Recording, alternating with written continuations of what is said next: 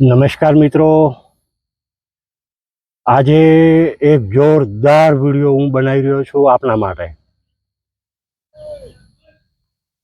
નમસ્કાર મિત્રો, આજે મગફળીની ખેતી માટે એક જોરદાર વિડીયો બનાવી રહ્યો છું, જેના અદ્ભુત પરિણામ મને મળ્યા છે એ આપની સમક્ષ રજૂ કરું છું. મિત્રો,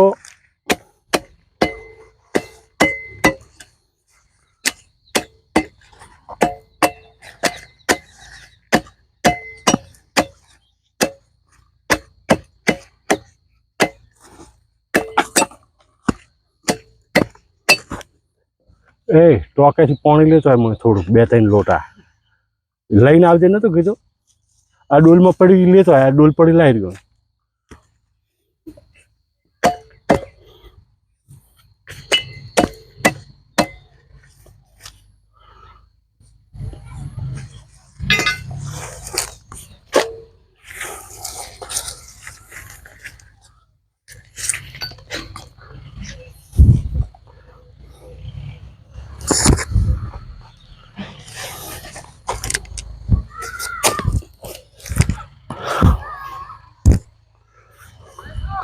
આ બાજુ ફરી આ જમ મૂકી છું તું ઓલે ફેર આટલા રે.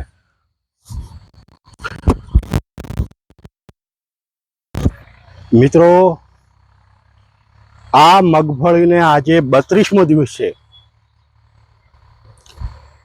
વાવેતર કર્યા પછી 1 કલાક પછી સતત 20-25 દિવસ વરસાદ ચાલુ હતો.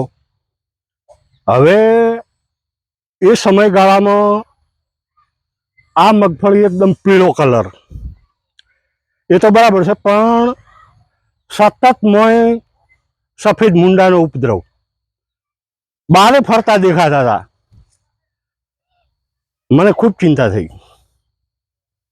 મેં કેડીબી બનાસકાંઠાના એફપીઓના ચેરમેન દિલીપભાઈ બારોટને પૂછ્યું કે સાહેબ, મુંડાનો ઉપદ્રવ વધુ છે અને ખૂબ ચિંતા થાય, શું કરું?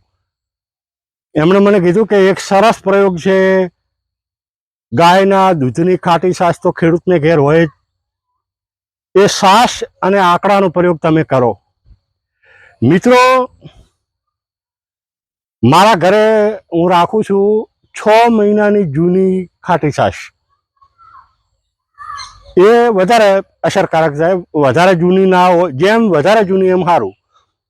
પરંતુ ગાયના દૂધમાંથી બનેલી ખાટી છાશ અને આંકડો, એનું મિશ્રણ મેં પંપ દ્વારા એની આગળની નોઝલ ખોલી અને બધે આપી દીધું. હવે પરિણામે આવ્યું કે ક્યાંય મને મુંડા હવે જોવા મળતા, એનો ઉપદ્રવ ઘણો ઓછો થઈ ગયો. બીજો એક ફાયદો એ છે કે આ મગફળીનો કલર 72 કલાકમાં બદલાઈ ગયો, માત્ર 72 કલાકમાં. એનો વિચાર જુઓ, આ ફૂલ પણ દેખાવા મળ્યા. 32 દાડાની મગફળીમાં ખરેખર ગ્રોથ સારો કહેવાય. તો તમે પણ આ પ્રયોગ કરી શકો. કઈ રીતે કરવાનું છે એ હું આપને બતાવું. ચાલો, હવે આ એક ટોકી છે, એમાં 180 લીટર જેટલું પાણી લઈ અને ગાયની ખાટી છાશ મેં એક ડોઝ આપી દીધો છે અઠવાડિયા પહેલા. એનું આ પરિણામ છે. પરંતુ બીજો ડોઝ આપવા માટે હું આ બનાવું છું. એમાં ખાટી છાશ તો એકચ્યુઅલી નાખેલી જ હતી, પણ થોડી અત્યારે વધારે રેડી છે.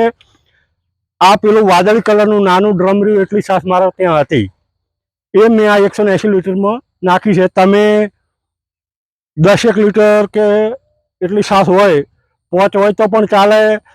એ આ રીતે રેડી, એમાં આંકડો કટિંગ કરવાનો છે.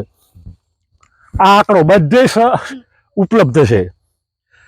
તો એ આંકડાનું કટિંગ કરી આ રીતનું અને અંદર નાખી દેવાનું. મેં અંદર નાખેલો જ છે, પણ આ વધારે, કારણ કે આમાં વધારે ઓછાથી કોઈ નુકસાન નથી થતું, કારણ કે આંકડાનું પ્રમાણ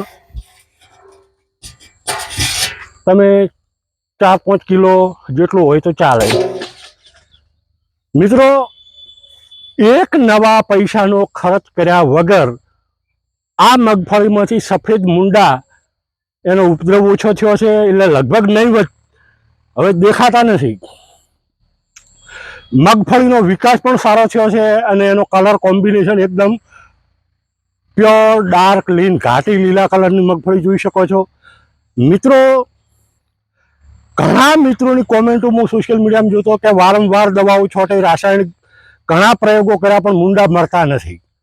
પરંતુ મેં એક નવા પૈસાનો ખર્ચ કર્યા વગર આ મગફળીમાં મૂંડાનો ઉપદ્રવ મટાડ્યો છે, એ આપ જોઈ શકો છો. આ મારો પ્રયોગ છે. આપને પણ આ પ્રયોગ કરવાની ઈચ્છા હોય તો આપ કરી શકો છો. પ્રાકૃતિક ખેતીમાં અસરકારક બધું કહેવાય કે આપણે ત્યાં છે. કહેવાય કે જીવાતનું નિયંત્રણ કરવાના ઘણી રીતો છે. પાકના વિકાસ માટેની પણ ઘણી ટેકનિકો છે, આપ અજમાવી શકો છો. આપ આ વિડીયોને લાઈક શેર ચોક્કસ કરજો, કારણ કે શેર કરશો તો આપણા તમામ ખેડૂતો સુધી આ વિડીયો પહોંચે, તો એ પણ ખર્ચ વગર પોતાની ખેતીને સમૃદ્ધ કરી શકે, આપણું પર્યાવરણ, આપણી પ્રકૃતિનું રક્ષણ કરી શકો. તમે આ વિડીયોનો શેર કરો છો એનો મતલબ એ છે કે તમે પ્રકૃતિ સાથે, પર્યાવરણ સાથે અને ઝેર વગરની ખેતી માટે મારા પ્રયત્નોમાં તમે મને સહયોગ આપી રહ્યા છો. આભાર, ધન્યવાદ, જય ગૌ માતા.